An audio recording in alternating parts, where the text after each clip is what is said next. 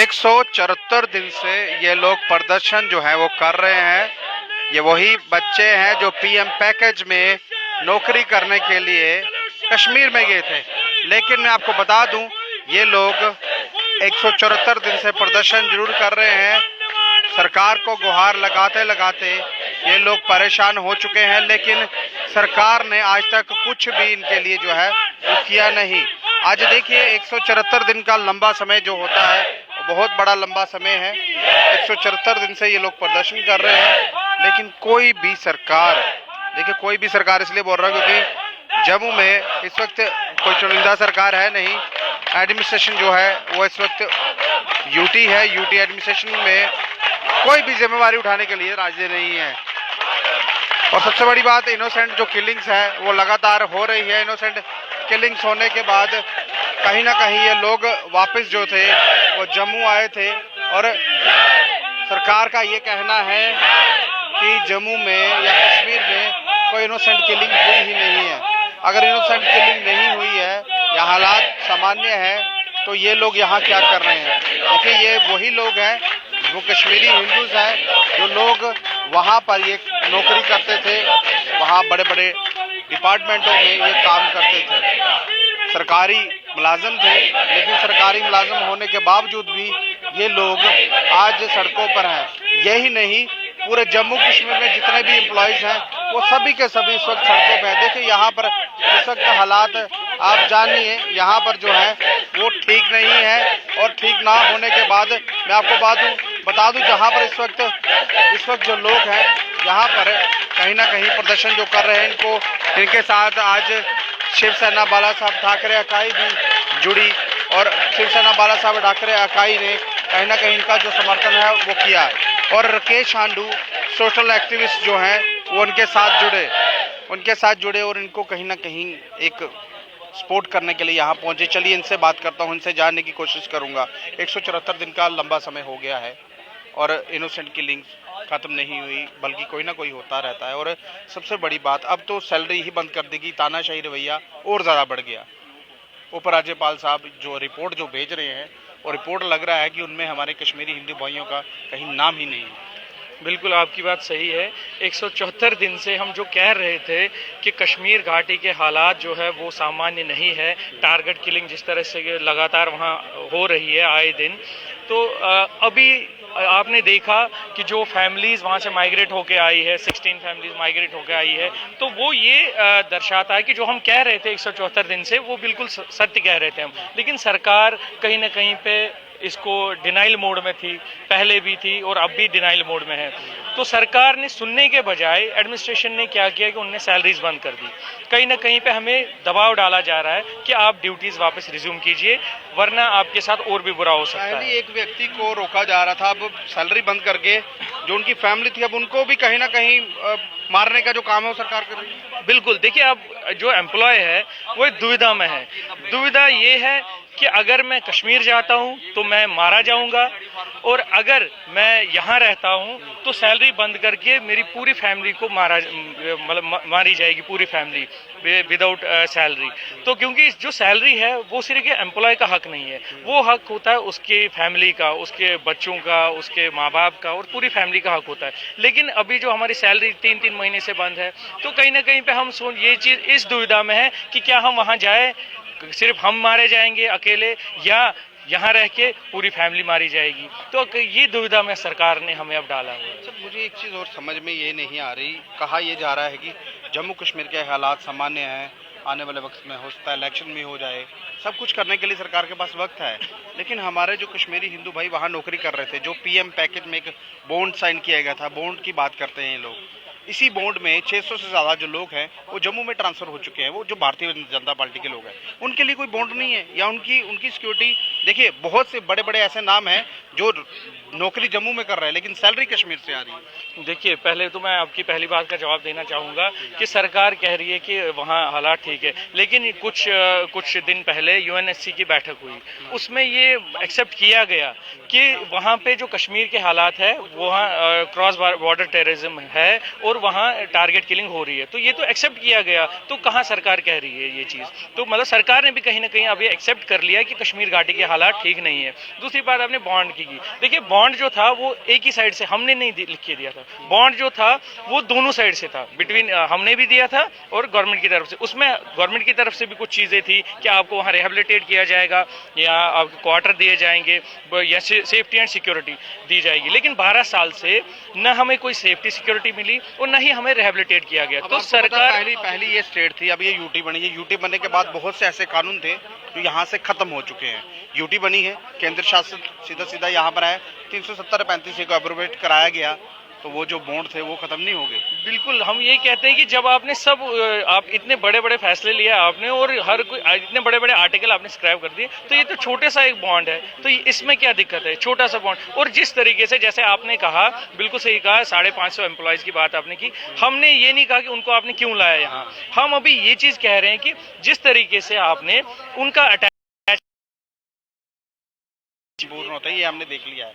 अब क्या लग रहा है आपका काम संपूर्ण होगा? देखिए, जो रविंद्र रैना जी यहाँ आए थे उसके बाद एक कमेटी का गठन हुआ, भारतीय जनता पार्टी की तरफ से 5 सदस्यीय कमेटी का गठन हुआ, तो वो वहाँ पे चले गए। मैं इस चीज़ से बड़ा खुश हूँ कि वो वहाँ चले गए और ग्राउंड सिचुएशन देखने गए वो। तो मुझे उम्मीद है, एक दिन के लिए गए। हाँ, एक दिन के लिए वो कहा जाए ना, वहाँ 1.5 महीना 2 महीने रुके ना आप, फिर हालात देखे, जब आपके साथ कोई रहेगा फिर मजा भी आएगा। देखिए, उनके साथ भी ये चीज़ है कि उन्होंने जब जाना चाहा, जो चाडूरा शोपियान साइड से एक इलाका है, उन्होंने जब वहाँ जाना चाहा सिक्योरिटी भी साथ में लेके, लेकिन डिस्ट्रिक्ट एडमिनिस्ट्रेशन ने उनको मना कर दिया और रीज़न दिया गया कि सिक्योरिटी पर्पज़ की वजह से उनको वहाँ मना कर दिया गया। उनके लिए सिक्योरिटी है लेकिन आपके लिए नहीं। जब वो सिक्योरिटी लेके भी वहाँ सेफ नहीं है उस एरिया में, तो हम कैसे सेफ है?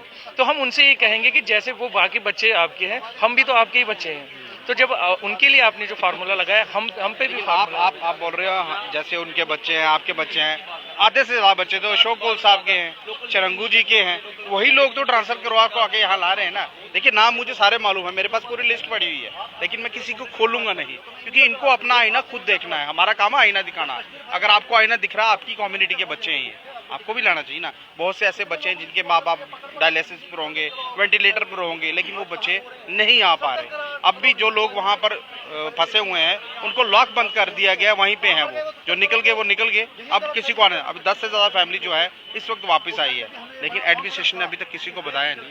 हाँ, ये बात बिल्कुल सही है कि एडमिनिस्ट्रेशन ने ये बात कहीं ना कहीं पे छुपाई है, लेकिन अब कितनी देर तक छुपाएगी? आप देख सकते हैं मीडिया में भी ये चीज़ें चली, यहाँ पेपर पे भी आया, प्रिंट मीडिया, इलेक्ट्रॉनिक मीडिया, हर जगह ये मतलब उन्होंने दिया। वो यहाँ भी आए थे परसों, वो यहाँ भी आए थे, जो फैमिलीज थी, उन्होंने रिप्रेजेंटेशन दिया रेल कमिश्नर साहब को कि हमें एज ए माइग्रेंट यहाँ रजिस्टर करो, हम वहाँ नहीं जा सकते, मना कर दिया करने के लिए। हाँ, अब इनका क्या, हाँ अब इनका क्या है कि लेकिन वो भी ये चीज़ वो वहाँ की सिचुएशन बता रहे हैं कि वहाँ हमारे साथ क्या क्या हो रहा है और हम किन परिस्थितियों में आए। ये अगर रजिस्टर करेंगे तो ऐसा लगेगा सरकार का फेलियर है।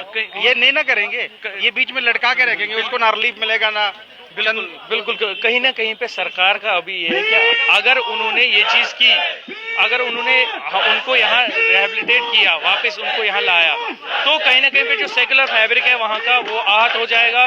और जो पूरे भारतवर्ष में इन्होंने एक इमेज बना के रखी है कि कश्मीरी पंडित को हम वहाँ पे वापस रिहेबिलिटेट करेंगे, उस पे कहीं ना कहीं पे सवालिया निशान आएगा और आने वाले इलेक्शन के टाइम पे सवाल पूछा जाएगा उनसे पूरे भारतवर्ष की तरफ से। तो उस चीज़ को छुपाने के लिए वो ये चीज़ दबा रहे हैं। ये मेरी समझ में ये आ रहा है कि क्वेश्चन मार्क है, बिल्कुल क्वेश्चन मार्क है और वो बना हुआ है। जब तक वो इस चीज़ को एक्सेप्ट नहीं करेंगे कि नहीं वाकई में वहाँ प्रॉब्लम है, तो तब तक ये चीज़ है वो ये चीज़ चलती रहेगी तब तक। देखिए, बहुत बड़ा सवाल यही है कि कश्मीरी हिंदूज जो है, जो यहाँ पर प्रदर्शन कर रहे हैं, 174 दिन इनको हो चुके हैं, 174 दिन प्रदर्शन कर रहे हैं, लेकिन कोई सुनने वाला नहीं है। 10 से ज़्यादा फैमिलीज जो है वो जम्मू में आई हुई हैं, लेकिन उनको भी कहीं ना कहीं यहाँ रजिस्टर नहीं किया जा रहा। रजिस्टर इसलिए नहीं किया जा रहा क्योंकि यहाँ पर हालात सामान्य जो करने की बात की जाती है एडमिनिस्ट्रेशन द्वारा, अगर वो चीज़ सामने आई, अगर ये बताया गया कि कश्मीर से जो फैमिली है वो जम्मू में आई है,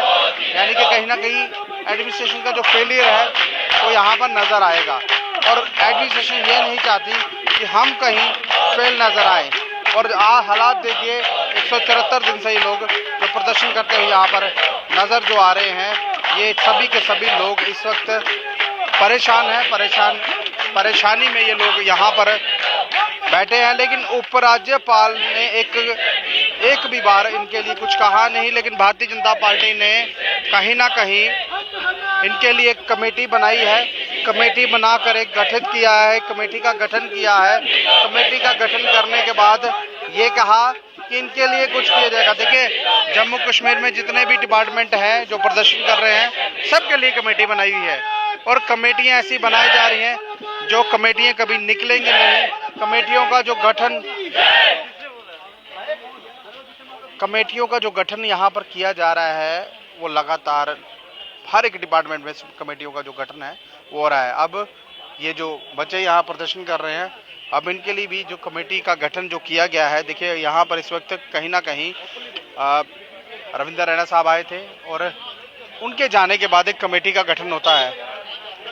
कमेटी गठित तब होती है जब भारतीय जनता पार्टी प्रदेश अध्यक्ष यहाँ से होकर जाते हैं, उसके बाद कमेटी का एक गठन जो है वो किया जाता है। और यहाँ इस वक्त शिवसेना, बाला साहब ठाकरे, अकाई और राकेश हांडू जो है उनके साथ आज जुड़े हुए हैं। आज इनसे मुलाकात कर रहे हैं। मैक्सिमम राकेश हांडू जो है कश्मीरी हिंदूज जो हैं उनकी आवाज़ उठाते रहते हैं और लगातार इनकी बातचीत है जो है वो करते रहते हैं। लगातार देखिए, कश्मीर में कुछ हो रहा है तो राकेश हांडू बात करेंगे, अगर ये लोग यहाँ प्रदर्शन कर रहे हैं तो राकेश हांडू बात करेंगे। आए दिन दिल्ली में बैठकर कहीं ना कहीं राकेश हांडू जो है कश्मीरी हिंदूज की जो बातचीत है वो करते रहते हैं, लेकिन यहाँ पर कोई इनकी बात सुनने के लिए सख्त राजी नहीं है।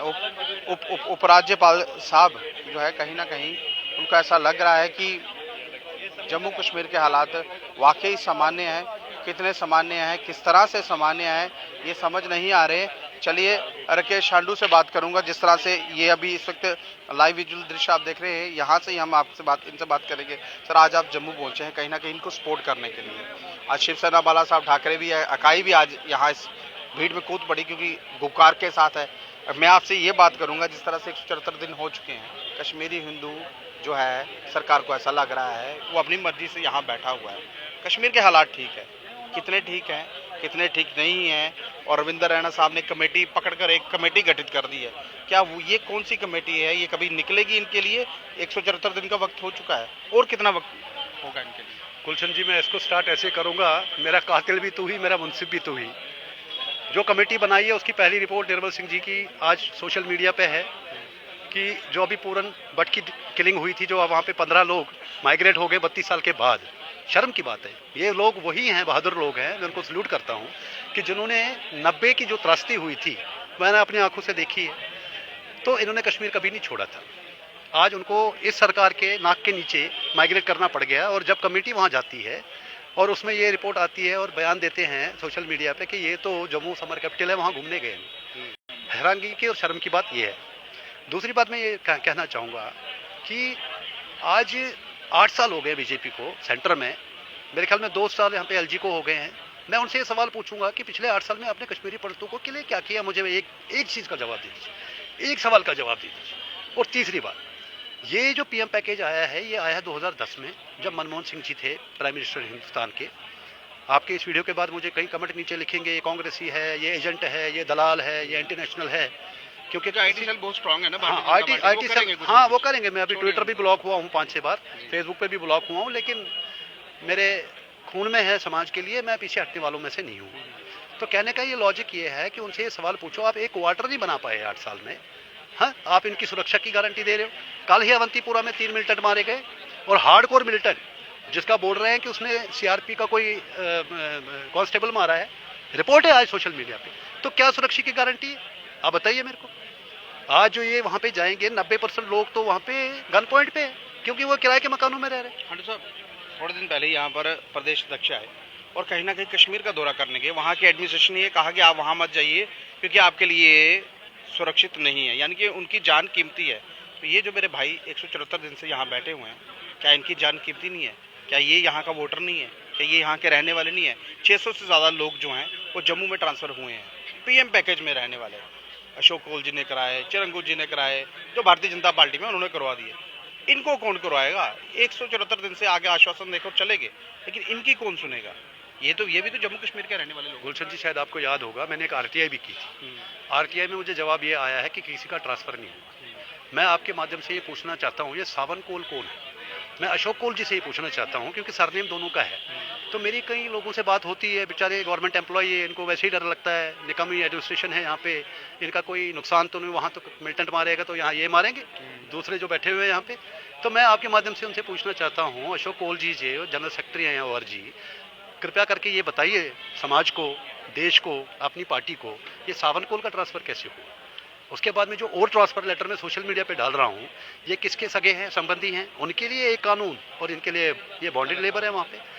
सबसे बड़ी बात है कि सेंट्रल गवर्नमेंट को अगर कोई मिसगाइड करने वाली है, वो कहते हैं ना, हमको अपनों ने डुबाया, गैरों में कहाँ दम था, हमारी किश्ती डूबी वहाँ जहाँ पानी कम था। सबसे बड़ी कश्मीरी पंडितों की जो दुश्मन है वो केलीडी है। उनको इसलिए रखा गया कि वो कश्मीरी पंडितों की जो इश्यूज़ है वो सेंटर तक पहुँचाए, स्टेट बीजेपी तक पहुँचाए, लेकिन वो उल्टा काम कर रहे हैं।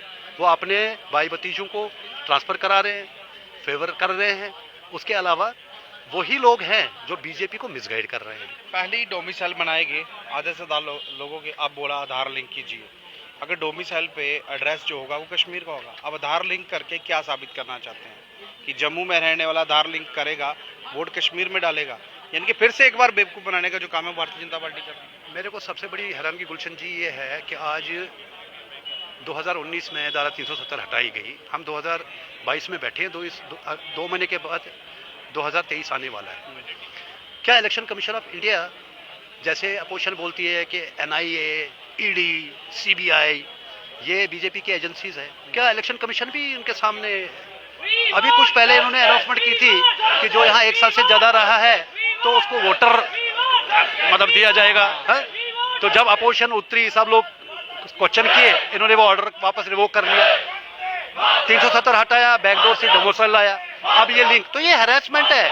जितने यातनाएं कश्मीरी पंडितों को पिछले बीजेपी की सरकार में झेलनी पड़ी हैं, खासकर पिछले 2 साल से, उतनी मेरे को नहीं लगता 1990 से झेलनी पड़ गई। लेकिन आज भी कश्मीरी पंडित जो है भारतीय जनता पार्टी का ही, क्योंकि अगर उनके बारे में अगर बात की जाए तो वो देखिए दुख है, परेशानी है, लेकिन उनका नाम नहीं सुनेंगे, नाम सुनने के लिए मैं दोबारा वही चीज़ बोल रहा हूँ गुलशन जी, ये भारतीय जनता पार्टी सेंट्रल में जो बैठे हैं उनको इस चीज़ को देखना चाहिए।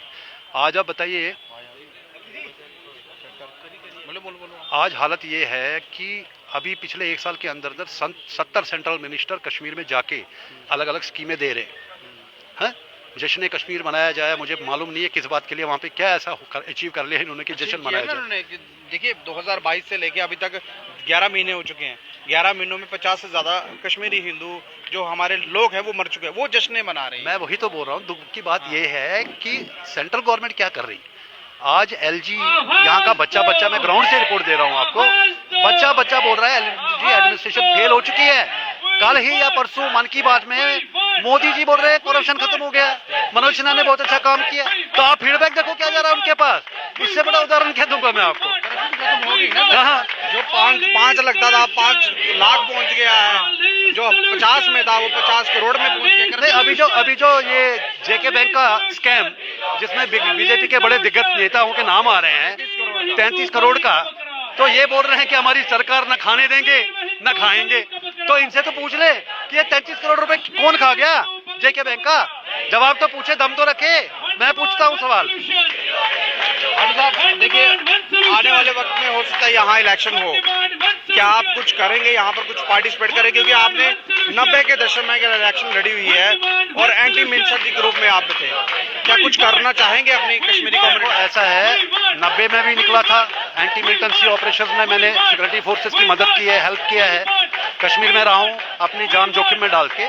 2008 में भी यही फ्रस्ट्रेशन थी, तो ये फ्रस्ट्रेशन वापस निकल जाएगी और जरूरत पड़ी तो हम यहाँ पे थर्ड फ्रंट बनाएंगे।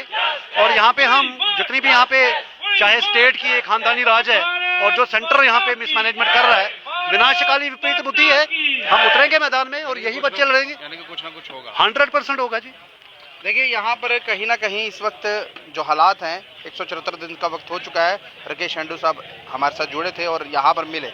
देखिए हालात जो कश्मीरी हिंदू कम्युनिटी के बनाए गए हैं, मैं सिर्फ इनकी बात नहीं करूंगा जो जगटी कैंप में अलग अलग कैंपों में इस वक्त रह रहे हैं। हाँ हांडू साहब, एक चीज़ मेरी रहेगी, जो 10 से ज़्यादा फैमिली इस वक्त कश्मीर से यहाँ पहुँची हुई हैं, उनको कहीं रजिस्टर नहीं किया जा रहा, रिलीफ साहब रजिस्टर नहीं कर रहे, अगर रजिस्टर कर लिया तो सरकार का फेलियर नजर आएगा। वो किस तरह से? बिल्कुल सही है। वो 15 फैमिलीज हैं। ये पहले बता रहे थे कि जेके पुलिस का भी स्टेटमेंट मैंने ट्विटर पे देखा है कि यहाँ से कोई पलायन नहीं हुआ। वहाँ के डिविजनल कमिश्नर का भी स्टेटमेंट आया है। ये अपनी कमियां छुपा रहे हैं। तो इनका मतलब एक तरफ से ये इग्नोर कर रहे हैं। निर्मल सिंह जी जो इनके नेता है वो बोल रहे हैं जी यहाँ पे पलायन नहीं हुआ, वो तो जम्मू हमारे कैपिटल में गए हैं। तो ये भी कहते हैं कि 90 के बाद कोई पलायन नहीं हुआ। तो वो तो विजिबल है ना, आज सोशल मीडिया है। 90 में तो सोशल मीडिया था नहीं, सोशल मीडिया 90 में था नहीं। आज मैंने ये एक्सपीरियंस किया है अपने 32 साल में एज ए एक्टिविस्ट या एज ए कॉमन इंडियन या एज ए कॉमन कश्मीरी कि पॉलिसी पैरालिसिस बीजेपी में है। दूसरी बात, जो कश्मीरी पंडितों के साथ आज हो रहा है, ऐसी बुरी हालत तो मैंने 90 के बाद नहीं देखी। चाहे वो 1996 का दौर था जब वहाँ पे एंटी मिलिटेंसी ऑपरेशंस में कुकुपारे जैसे लोगों को, जो खुद मिलिटेंट रहा है, उसको भी इन्होंने मरवा दिया है। तो ये तो पॉलिसी पैरालिसिस चलता है। बिट कराटे को बचा के रखा हुआ। बिट कराटे को बच इसलिए गया कि उसने बीएसएफ के सामने 24 की इलेक्शन हो सकता है। 24 की इलेक्शन में कुछ ना कुछ तो, कि राम मंदिर भी बन गया। हाँ। सब विश्वनाथ क्या बोलते हैं वो, काशी का कॉरिडोर भी बन गया। अब मुद्दा कोई बचा नहीं, हो सकता है उसके लिए रखा हो 24 के लिए। हम तो लड़ रहे हैं। आप तो देख रहे होंगे मेरे इंटरव्यू उसका बाई, और मैं तो 2016 में जब इसको छोड़ा गया था तब से लड़ रहे हैं, आज भी लड़ रहे हैं। हमने तो अभी एक लेटेस्ट हाई कोर्ट में एप्लीकेशन लगाई है कि उसका केस कश्मीर से यहाँ, क्योंकि पिछली बार जब हमारा वकील गया तो उसको उन्होंने सुरक्षा नहीं दी वहाँ पे, वो जहाज पकड़ के सुबह गया और आधे घंटे में वापस आ गया। तो इनकी तो विफलताएं तो दिख रही हैं। सोशल मीडिया, ये पब्लिक है, ये सब जानती है, सब हंगामे नंगे हैं। कुछ होने के बाद भी यहाँ पर उपराज्यपाल साहब विराजमान है। अगर कोई चुनिंदा सरकार होती, चीफ मिनिस्टर होता, तो उसका तो रिजाइन मांग लेते ना। ये 10 लोग जिस तरह से इस वक्त मर चुके हैं, 10 लोगों के बाद ही बोलते जी चीफ मिनिस्टर का रिजाइन दो। अब तो 50 से ज्यादा आंकड़ा ऊपर है। मैं वही बोल रहा हूँ ना, प्रॉब्लम क्या है कि इनको पॉलिसी पैरालिसिस तो हुआ है, और BJP is good for opposition. खासकर चाहे देश की बात कर लो, इसका एक उदाहरण देता हूँ। जब बीजेपी अपोजिशन में होती है तो आपने देखा होगा, जब अमरनाथ संघर्ष समिति बनी थी तो मेरे ख्याल में जम्मू में पहली बार प्रोटेस्ट हुआ था, 60 दिन का चक्का जाम। मैं भी उस टाइम जम्मू में ही था। 60 दिन का सारे बीजेपी वाले सड़कों पे थे, सारे। और इतना सक्सेसफुल हुआ था वो अमरनाथ जो एजिटेशन थी। तो आज ये कहाँ सो रहे हैं? तब प्रदेश अध्यक्ष अशोक गजूरिया जी। मैं वही तो बोल रहा हूँ कि आज हैरानगी इस बात की है कि वही बीजेपी है कहाँ है आज की डेट में। जम्मू में जितने भी लोग हैं, अनएम्प्लॉयमेंट में हम देश में 4थे नंबर पे है। कहाँ सो रही है बीजेपी? अब ये दिख रहे हैं। वो बोल रहे हैं चिंता नहीं करनी, इसलिए चिंता करवा रहे हैं। मैं वही तो बोल रहा हूँ, ये अब एक्टिव हो रहे हैं। अब यहाँ पे महाराजा हरि सिंह की जो अपना उनकी जो छुट्टी के लिए जो लड़ रहे थे, ये पहुंच गए क्रेडिट लेने वहाँ पे। बिल्कुल। लेकिन लोग आज की डेट में, बच्चे के पास मोबाइल है, सोशल मीडिया इतना एक्टिव है। आज मैंने वही चीज़ बोली है ना, ये पब्लिक सब जानती है। आने दो जेएंडके का इलेक्शन, इनको पता चलेगा कि इनका टाइटैनिक शिप हो चुका है। और सबसे पहले जो टाइटैनिक शिप में होता है, जो चलाने वाला वही कूद पड़ता है। चूहे भाग रहे हैं। हाँ, तो ये चूहे जो घूम रहे हैं, ये चूहे भी देखोगे आप कहाँ भागेंगे, और इनकी हालत हो चुकी है टाइटैनिक। देखिए, कहीं ना कहीं इस वक्त इलेक्शन जब आएगी तो फिर पता चलेगा आखिरकार होता क्या है। भारतीय जनता पार्टी वादे तो बड़े बड़े कर रही है, कमेटी भी गठित कर रही है, उस कमेटियों में से निकल के क्या आएगा ये तो वक्त ही बताएगा। अपनी राय जरूर रखिएगा और इस वीडियो को ज़्यादा शेयर कीजिएगा। कैमरामैन के साथ नमस्कार।